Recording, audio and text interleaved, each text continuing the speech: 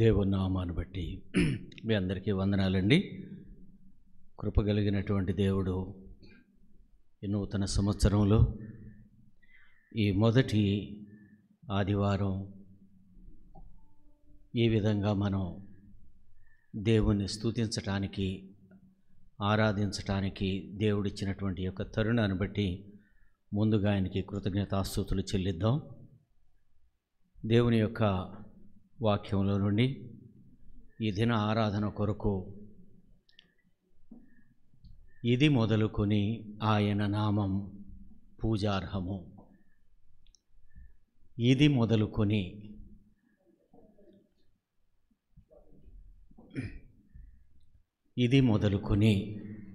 చూడండి, 113వ కీర్తన 2వ వచనం చూసినట్లయితే 113వ కీర్తన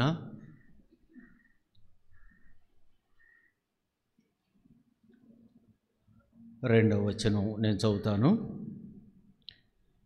ఇది మొదలుకొని ఎల్లకాలము యెహోవా నామము సన్నుతింపబడునుగాక. ఇది మొదలుకొని ఎల్లకాలము యెహోవా నామము సన్నుతింపబడునుగాక. చిన్న ప్రార్థన చేసుకుందాం. మహోన్నతుడు అయినటువంటి మా తండ్రి, పరిశుద్ధుడు అయినటువంటి మా దేవా, స్తోత్రార్హుడా, వేల్పులలో నీ వంటి వారు ఎవరున్నారయ్యా? నీవే మా ఆశ్రయ దుర్గమైనటువంటి దేవుడవు కాబట్టి నీ రెక్కల నీడలో ఇంతవరకు మమ్మలను భద్రపరిచి, సంరక్షించి, కాపాడుకుంటూ, పోషించుకుంటూ 2024వ సంవత్సరంలో మమ్మల్ని ప్రవేశపెట్టారు. మీకు స్తోత్రాలు నాయనా. తండ్రి, మీరిచ్చినటువంటి యొక్క సమయాన్ని బట్టి మిమ్మలను ఆరాధించడానికి మేము చేరి ఉంటూ ఉండగా నిలబడినటువంటి వాడు ఒట్టివాడు నాయనా, మీ సిలువ చాటున నన్ను మరుగుపరచండి. వ్యర్థమైన మాటలు నా నోట రాకుండానట్లుగా బిడ్డలకు అర్థమయ్యే రీతిలో కొద్ది మాటలు మాట్లాడటానికి మీ జీవములో నుండి మీరే సహాయం చేయమని, మీ సిలువ చాటున నన్ను మరుగుపరిచి మీకు మహిమకరంగాను మాకు ఆశీర్వాదకరంగా ఉండులాగన మీరే సహాయం చేయమని యేసుక్రీస్తు వారి నామమును బట్టి అడిగి వేడుకొనుచున్నాం తండ్రి, ఆమేన్. ఇది మొదలుకొని అనంటే ఇప్పటి నుండి, ఈ రోజు నుండి, ఈ సంవత్సరం నుండి, నూతన సంవత్సరం నుండి, నూతన దినాల నుండి, ఇప్పటి నుండి ఏం చేయాలంటండి? మనం ఎల్లకాలము యెహోవా నామము సన్నుతింపబడునుగాక. ఇప్పటి నుండి అయ్యా, దాటి వచ్చిన దినాలను నేను జ్ఞాపకం చేసుకుంటా ఉంటే, నేను వచ్చినటువంటి పరిస్థితులన్నిటినీ ఒక్కసారి నేను సింహావలోకనం చేసుకుంటా ఉంటే నాకేమనిపిస్తూ ఉందంటే, అయ్యా నీ కృప లేకపోతే ఈ దినాన నేను చూసేవాడిని కాదు ప్రభువా. కాబట్టి నా అంతరంగంలో నిన్ను గూర్చినటువంటి ఆ జ్ఞాపకాలు నా హృదయంలో కలిగినప్పుడు ఏమనిపిస్తూ ఉందంటే, నీవు కృప చూపించావు కాబట్టే, నీవు కాపాడావు కాబట్టే, నీవు తోడుగా ఉన్నావు కాబట్టే, నీవు పోషించావు కాబట్టే ఈ దినాన నేను ఇలా ఉండగలిగాను, ఈ దినాన నేను చూడగలిగాను. కాబట్టి ఇది మొదలుకొని ఎల్లప్పుడూ యెహోవా నామము సన్నుతింపబడునుగాక. తన అంతరంగంతో కీర్తనాకారుడు అనుకుంటా ఉన్నాడు. అనుకుంటూ ఇది మొదలుకొని నేను యెహోవా నామాన్ని నేను స్తుతిస్తాను, ఘనపరుస్తాను, ఆయన చేసినటువంటి మేళ్ళన్నీ నేను ఒక్కసారి జ్ఞాపకం చేసుకుంటాను అంటా ఉన్నాడు. అందుకనే 113వ కీర్తనలోనే 12వ వచనంలో ఏమంటాడో చూడండి ఒకసారి. 113వ కీర్తనలోనే 3వ వచనం, తర్వాత వచనం, ఇందాక చదివిన దానికంటే, సూర్యోదయం మొదలుకొని సూర్యాస్తమయం వరకు యెహోవా నామము స్తుతింపదగినటువంటిది. ఎల్లప్పుడూ అని చెబుతూ అంటా ఉన్నాడు, ఈ దినాన నేనైతే సూర్యోదయం మొదలుకొని సూర్యాస్తమయం వరకు యెహోవా నామమును నేను స్తుతించెదను. అంటే దినమెల్లా నేను స్తుతించినప్పటికీ ఆ స్తుతి చాలటం లేదు ఆయన చేసినటువంటి మేళ్లను ఒకవేళ నేను ఆరాధించటానికి. నా జ్ఞాపకాలలో ఆయన చేసినటువంటి ఉపకారాలన్నింటినీ నేను మననం చేసుకుంటా ఉంటే సూర్యోదయం మొదలుకొని సూర్యాస్తం వరకు నేను స్తుతిస్తానే ఉన్నాను. అయినప్పటికీ ఇంకా నేను స్తుతించాల్సింది మిగిలిపోయింది. అంటే అంత కృతజ్ఞతతో కూడినటువంటి హృదయంతో కీర్తనాకారుడు ఈ మాటలు చెబుతా ఉన్నాడు. ఎందుకంటే రక్షించబడినటువంటి మనం కూడా ఒకసారి జ్ఞాపకం చేసుకుంటే మరి ఆయన చెప్పినట్లు మనం కూడా చెప్పగలిగితే ఆయన సంతోషిస్తాడు. సరే, ఆయనను ఇది మొదలుకొని ఆయనను స్తుతించాలి అనుకుంటున్నాం కదా, మరి ఆయన యొక్క నామాన్ని బట్టి ఎలాంటి స్థితిలో ఉన్నటువంటి మనలను ఆయన ఈ విధంగా ఉంచాడో అనేటువంటివి 1-2 సంఘటనలు మనం చూద్దాం. ఆయనను సన్నుతించటానికి, ఆయనను ఆరాధించటానికి, ఆయనను గణపరచటానికి మనమేమై ఉన్నామో ఆయనేమై ఉన్నాడో, ఎలాంటి పరిస్థితుల్లో ఉన్నటువంటి మన ఎడల ఆయన కృప చూపించాడో చూడండి. 113వ కీర్తనలోని 8వ వచనం మనం చూసినట్లయితే, ఆయన నేల నుండి దరిద్రులను లేవనెత్తువాడు, పెంటకుప్పల మీద నుండి దీనులను పైకెత్తువాడు. ఎందుకు స్తుతించాలంటే, ఎందుకు ఆయన ఆరాధించాలంటే, దినమెల్లా సూర్యోదయం నుంచి సూర్యాస్తమయం వరకు ఆయన స్తుతించటానికి ఈయన మనసులో మెదిలినటువంటి ఆలోచన ఏంటంటే, ఆయన ఎలాంటి వాడంటే దరిద్రులను, ఆయన నేల నుండి దరిద్రులను లేవనెత్తువాడు, పెంటకుప్పల మీద నుండి బీదలను పైకెత్తువాడు. ఆయన పైకెత్తేటువంటి వాడు. ఆయన ఒక్కసారి నా అంతరంగంలోకి, నా పరిస్థితిలోకి నేను తొంగి చూసుకున్నప్పుడు నేను ఎలా ఉన్నా అంటే, ఆత్మీయమైనటువంటి దారిద్ర్యతలో ఉన్నాను, ఆత్మీయమైనటువంటి దివ్యాంగుడిగా ఉన్నాను, ఆత్మీయమైనటువంటి స్థితి లేకోకుండా పెంటకుప్పల మీద పడి ఉన్నటువంటి వాడిగా నేను ఉంటా ఉన్నాను. ఎవ్వరికీ ఆశీర్వాదకరంగా, ఆనందకరంగా నా జీవితం లేదు. ఇలాంటి పరిస్థితిలో ఆయన ఏం చేశాడంటే, ఆ దరిద్రులను పెంటకుప్పల మీద నుంచి ఆయన పైకి లేవనెత్తాడు. ఆయన అవునయ్యా, ఒకప్పటి నా బ్రతుకు, నా జీవితం, నా యొక్క ప్రవర్తన, నా మాట, వీటిని ఒక్కసారి నేను తలుసుకున్నప్పుడు అందరికీ అసహ్యకరమైందే, ఎవరికీ మేలు లేనటువంటిదే. ఎవరు నన్ను చూసి సంతోషించేవారు లేరు. ఇంట్లో వాళ్ళు లేరు, బయట వారు లేరు, సంఘము లేదు, సమాజము కూడా లేదు. అలాంటి దౌర్భాగ్యమైనటువంటి స్థితిలో నేను ఉన్నాను. అయితే అయ్యా, అలాంటి స్థితిలో పడి ఉన్నటువంటి నన్ను నువ్వేం చేసావంటే, నీ యొక్క రక్షణ ద్వారా, నీ యొక్క చిందించినటువంటి రక్తం ద్వారా నన్ను లేవనెత్తావయ్యా. దరిద్రులను లేవనెత్తేటువంటి వాడంటే మనకేదో ఈ భౌతిక సంబంధమైనటువంటి అవసరాలన్నీ తీర్చి దేవుడేదో పైకి తీసుకొస్తున్నాడని కాదు. ప్రతివాని యొక్క అక్కర్లను తీర్చగలిగినటువంటి వాడు. అంతేకాదు, మన ఆత్మీయమైనటువంటి దారిద్ర్యతలో ఉండి, ఆత్మీయమైనటువంటి దౌర్భాగ్యమైనటువంటి స్థితిలో ఉన్నప్పుడు ఆయన ఏం చేశాడంటే, మనలను ఆ స్థితి నుంచి ఆయన లేవనెత్తాడు. ఆయన లోకంలో ఉన్నాం, లోకం యొక్క ఆచారాలకు, పద్ధతులకు, వాటి యొక్క ప్రలోభాలకు మనం కట్టుబడి ఉన్నాం. బాగానే ఉన్నాములే అనుకుంటా ఉన్నాం, నాకేం పర్వాలేదు, నేను ఎవరికి అన్యాయం చేయట్లేదు కదా అనేటువంటి స్థితిలో మనలను మనము నమ్మించుకుంటూ వెళుతున్నటువంటి పరిస్థితిలో జీవము కలిగినటువంటి వాక్యము నీ హృదయం మీద, నా హృదయం మీద అది ప్రకాశించింది. అది ఆ యొక్క వెలుగులో మనలను మనం పరిశీలించుకున్నప్పుడు ఏమనిపించిందంటే, అయ్యా నేను దౌర్భాగ్యుణ్ణి, దరిద్రుడను, ఎక్కడున్నానంటే నేను పెంట కుప్పల మీద ఎందరికీ అసహ్యకరంగా ఉన్నాను కదా అనేటువంటి గ్రహింపును ఇచ్చినటువంటి వాడు ఆయన. మనకు మనంగా అలాంటి పరిస్థితిలోకి మనం రాలేదు. ఆయనే ఆ స్థితిని మనకు కలుగజేసి ఆయన తన యొక్క వెలుగును మన మీద ప్రకాశింపజేశాడు ఆయన. అందుకని 107వ కీర్తన 41వ వచనంలో ఇలా వ్రాయబడి ఉంది. చూడండి, 107వ కీర్తన 41వ వచనం. అట్టి దరిద్రుల బాధను పోగొట్టి వారిని లేవనెత్తును. అట్టి దరిద్రుల యొక్క బాధను, దారిద్ర్యం అని అంటే ధనం లేదని ఆలోచించమాకండి. ఈ లోక సంబంధమైనటువంటి హోదా లేదనుకోమాకండి, అధికారం లేదనుకోమాకండి.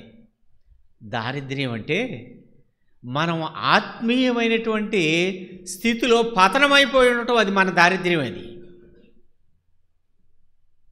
కానీ అలాంటి దారిద్ర్యతలో ఆయన మనలను లేవనెత్తాడు ఆయన. ఎందుకంటే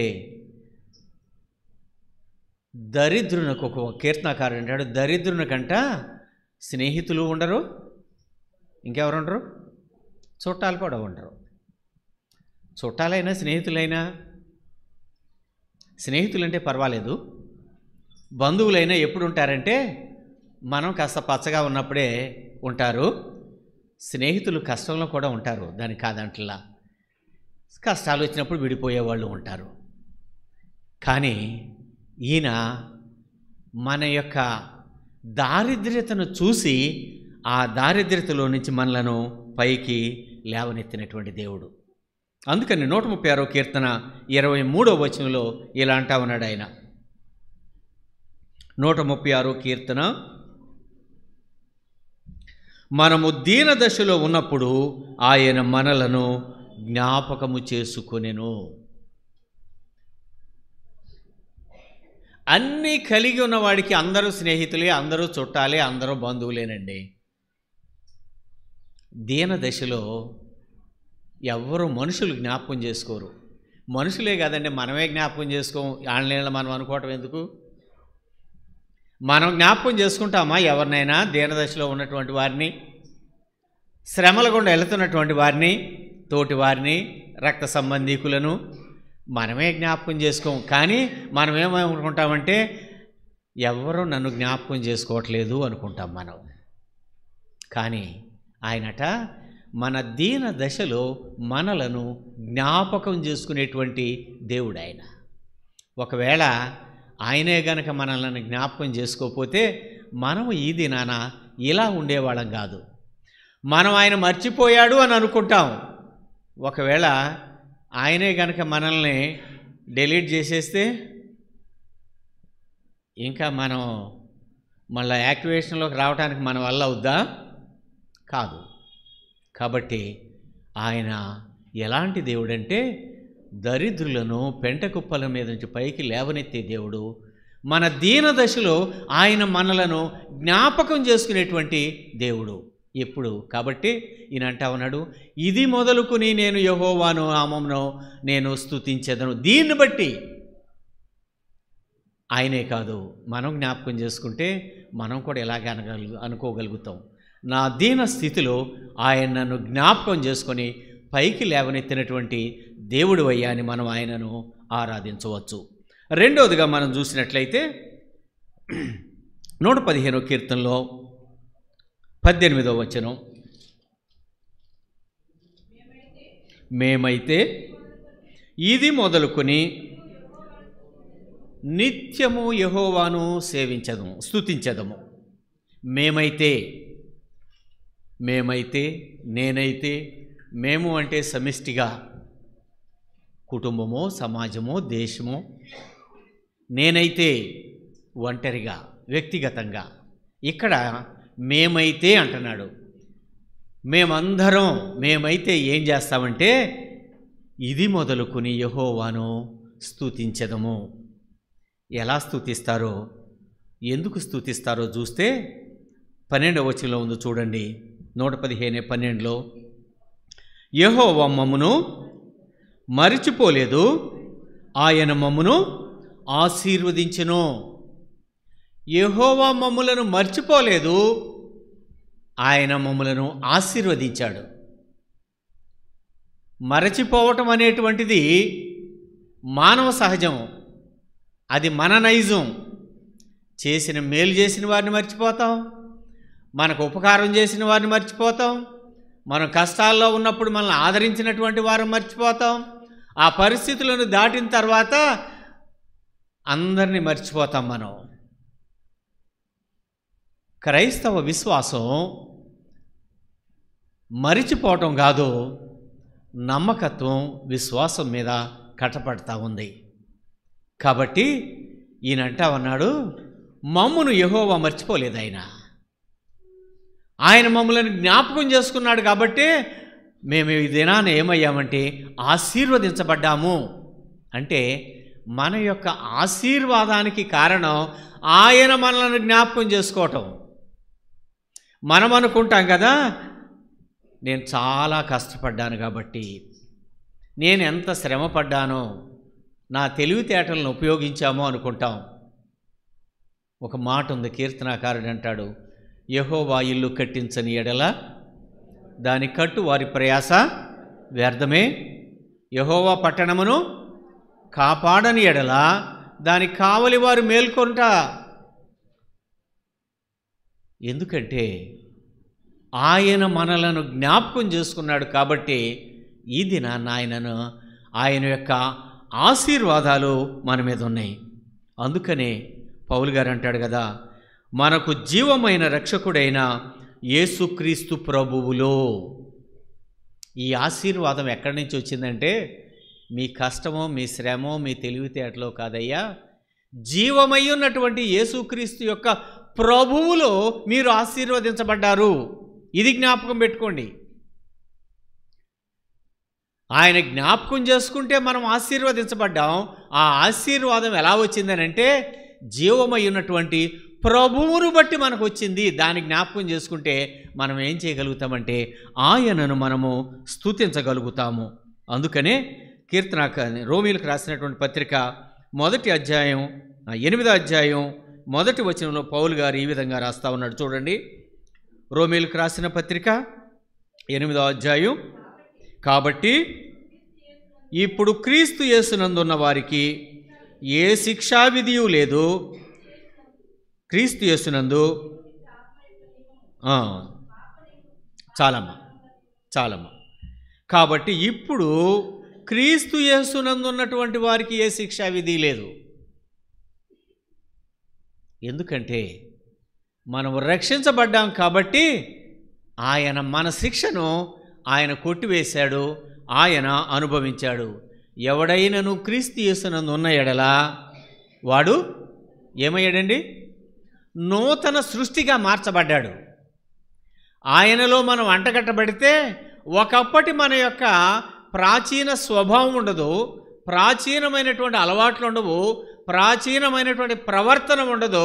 ఇప్పుడు ఏమయ్యామంటే ఎందుకు ఈ యొక్క నవీన స్వభావం వచ్చిందంటే నిజమైనటువంటి ద్రాక్షవల్లిలో మనము అంటుగట్టబడ్డాం కాబట్టి ఇవాళ ఏమయ్యామంటే నూతనమైనటువంటి సృష్టిగా మనము మార్చబడ్డాం.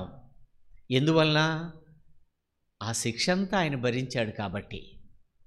మనం అనుభవించాల్సిన శిక్షణ ఆయన అనుభవించాడు కాబట్టి మనము ఆయనని ఏమని ఆరాధించవచ్చంటే, అవునయ్యా నా శిక్ష నీవు అనుభవించావు కాబట్టి నీవు నన్ను ఆశీర్వదించావు, యేసుక్రీస్తుల్లో ఈ యొక్క ఆశీర్వాదాన్ని నాకు అనుగ్రహించావు కాబట్టి ఇది మొదలుకొని నిరంతరము యెహోవాను నేను స్తుతించెదను. నీవు మర్చిపోలేదు, నేను మర్చిపోయాను, కానీ నీవు నన్ను జ్ఞాపకం చేసుకున్నటువంటి దేవుడవు కాబట్టి నన్ను నూతనమైనటువంటి సృష్టిగా మార్చావు. అందుకనే ప్రవక్త అయినటువంటి యెషయా గారు 49వ అధ్యాయం 16వ వచనంలో అంటాడు కదా, మనల్ని ఆయన ఎంత భద్రపరుస్తామన్నాడో చెబుతా ఉన్నాడు అక్కడ. చూడుము, నా చేతుల మీదనే నిన్ను చెక్కి ఉన్నాను. మన యొక్క భద్రత, మన యొక్క ఆశీర్వాదం ఆయన తీసుకున్నాడు కాబట్టి, ఆయన జ్ఞాపకం చేసుకున్నాడు కాబట్టి ఆయన అంటా ఉన్నాడు, చూడు నిన్ను నా అరచేతిలో నేను చెక్కుకున్నాను అంటా ఉన్నాడు. అంతేకాదండి, 48వ అధ్యాయం యెషయా గ్రంథం 10వ వచనంలో అంటాడు కదా, నేను నిన్ను పుటము వేసి తిని వెండిని వేసినట్లు కాదు, ఇబ్బంది కొలుములో నిన్ను పరీక్షించి తిని. మనం అనుకుంటాం శ్రమలో ఉన్నప్పుడు, కష్టాల్లో ఉన్నప్పుడు, అందరికీ దూరమైనటువంటి పరిస్థితుల్లో దేవుడు ఒకవేళ మర్చిపోయాడా అనుకుంటాం. మనం విశ్వాసులమే, రక్షించబడినటువంటి వారమే, ప్రభు యొక్క జీవాన్ని దినదినము మనం అనుభవిస్తున్నటువంటి వారమే, ఆయన యొక్క సన్నిధిని మనం అనుభవిస్తున్నటువంటి వారమే. కానీ చీకటి అలుముకుంటుంది, శ్రమలు మన చుట్టూ ఉంటాయి, ఏమీ పాలుపోనటువంటి పరిస్థితిలో మనం ఉంటాము. ఇలాంటి పరిస్థితుల్లో ఎక్కడో వాడు అంటాడు కదా, నీ పని అయిపోయింది, నిన్ను దేవుడు మర్చిపోయాడు అంటాడు. లేకపోతే కష్టాలన్నీ నీకే ఏంటి అంటాడు ఆయన. అందరూ బాగానే ఉన్నారు కదా, నీవే ఎందుకు ఇలా అయ్యావు అంటాడు వాడు. ఆయన అంటా ఉన్నాడు, నేను నిన్ను పుటం వేశాను, వెండిని వేసినట్లు కాదు, ఇబ్బందుల యొక్క కొలుములో వేసి నిన్ను పరీక్షిస్తూ ఉన్నాను. పరీక్షించిన తర్వాత ఆయన ఏం చేస్తాడంటే, నీలో నాలో ఉన్నటువంటి ఆ స్వచ్ఛతను బట్టి తన అరచేతిలోకి తీసుకొని అంటాడు కదా, నేను నా అరచేతిలో నేను చెక్కుకున్నాను కదా అంటాడు. ఆయన జ్ఞాపకం చేసుకునే దేవుడు కానీ విడిచిపెట్టేటువంటి దేవుడు కాదు ఆయన. కాబట్టి ఈ కీర్తనాకారుడు అంటా ఉన్నాడు, నీవు నన్ను ఇబ్బందుల కొలుములో నువ్వు విడిచిపెట్టలేదు, ఏం చేసావంటే నువ్వు నన్ను పరీక్షించావయ్యా, పరీక్షించి ఆ మేలిమైనటువంటి దానిని నీ అరచేతిలో తీసుకుని నన్ను చెక్కుకొని నా వంక చూస్తూ నన్ను చూసి ఆనందిస్తా ఉన్నావు. కాబట్టి నేనేం చేయాలంటే నిరంతరము ఇది మొదలుకొని నేను నిన్ను స్తుతిస్తానయ్యా అని కీర్తనాకారుడు అంటా ఉన్నాడు. ఒకవేళ మనం కూడా అంతే కదా, గత సంవత్సర కాలంలో ఇప్పటి వరకు ఒకవేళ ఎన్ని ఇబ్బందులు వచ్చినాయో, ఎలాంటి పరిస్థితులు గుండా వెళ్ళామో వాటన్నిటినీ తప్పించిన వాడు ఆయనే కదా. ఆయన మనలను జ్ఞాపకం చేసుకున్నాడు కాబట్టే ఆ పరిస్థితులన్నిటిలో మనకంటే ముందుగా ఆయన ఉన్నాడు కాబట్టే మనము వాటి యొక్క పరిస్థితులన్నిటిలోంచి మనము బయటకు రాగలిగాం, తీసుకురాగలిగినటువంటి వాడు ఆయనే.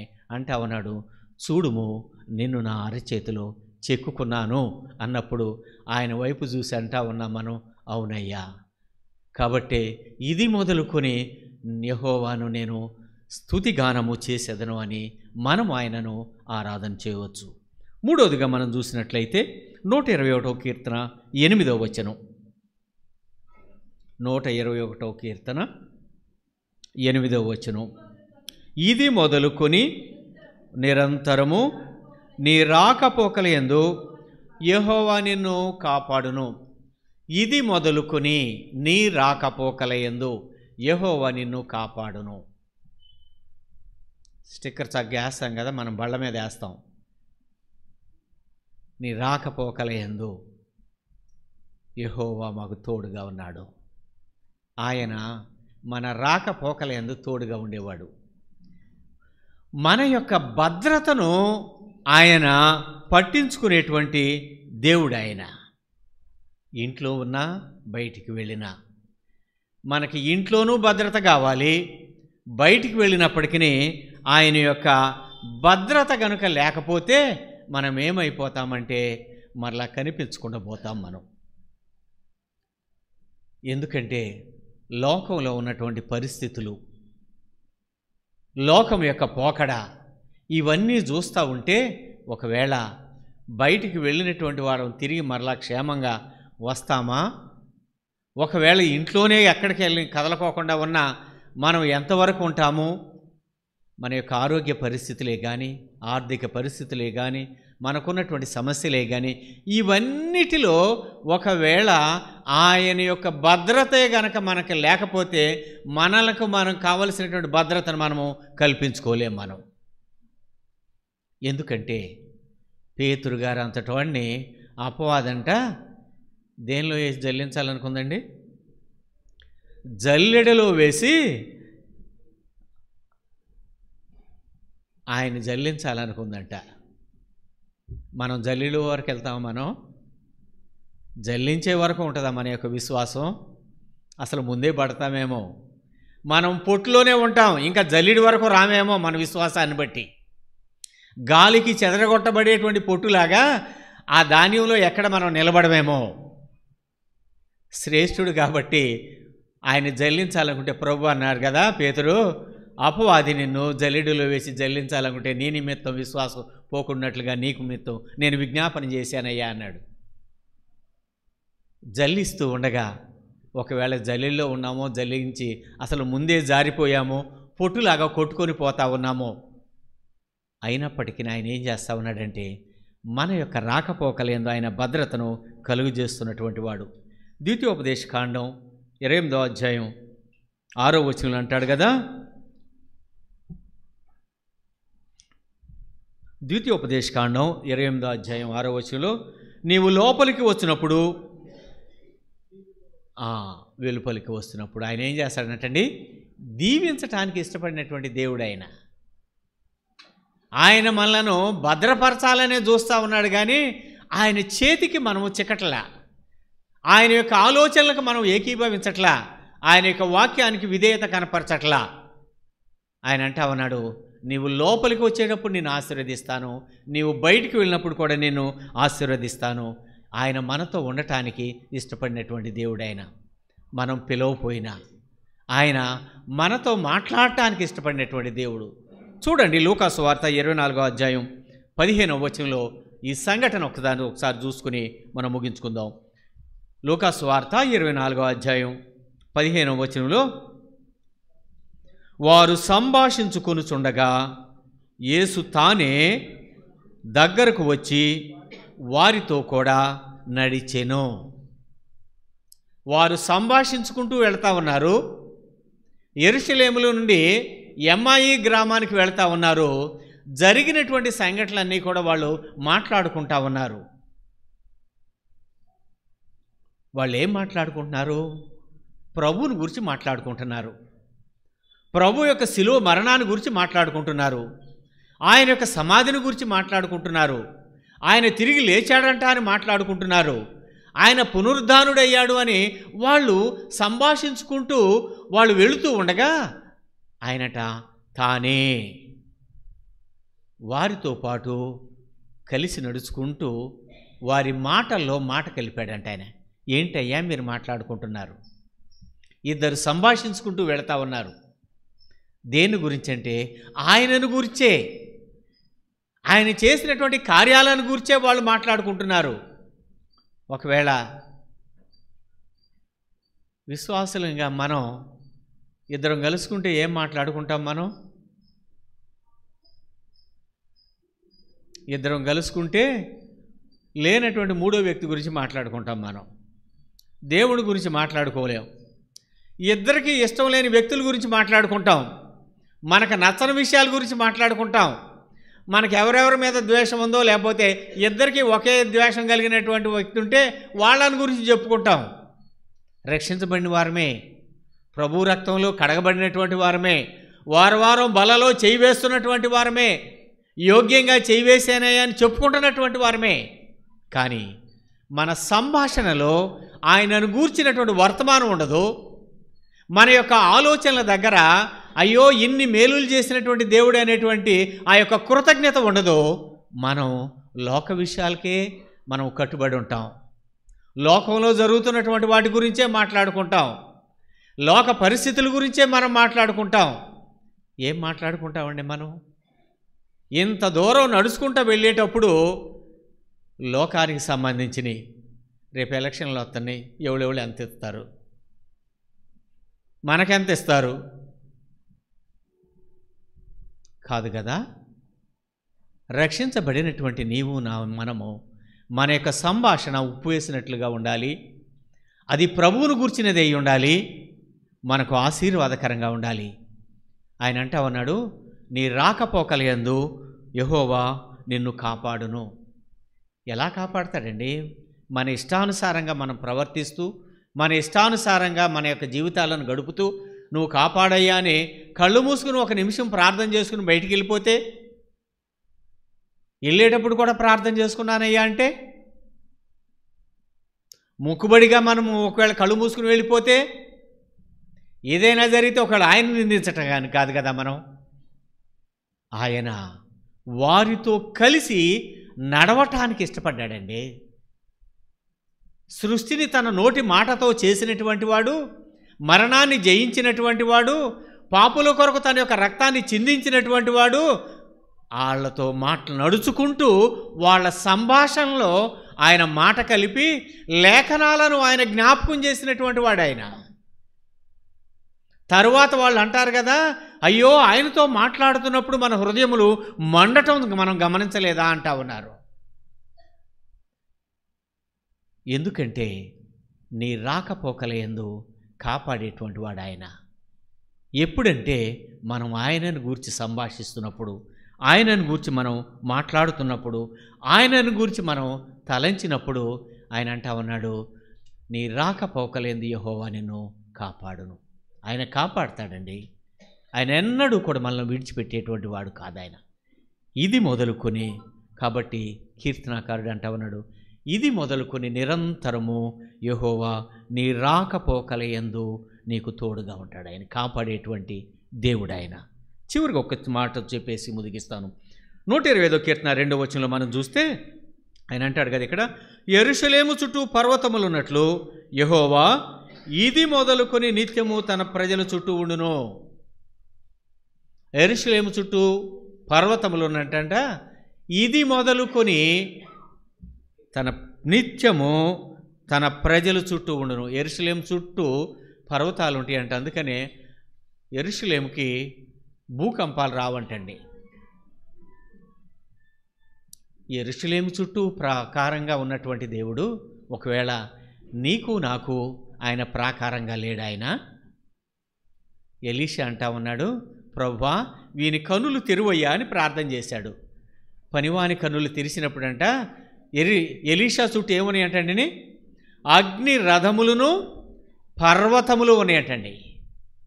అంటే ఆయన తన ప్రజల చుట్టూ ఆయన పర్వతాలలాగా కవచాన్ని ఉంచేటువంటి దేవుడు, అంటే కాపాడేటువంటి దేవుడు ఆయన.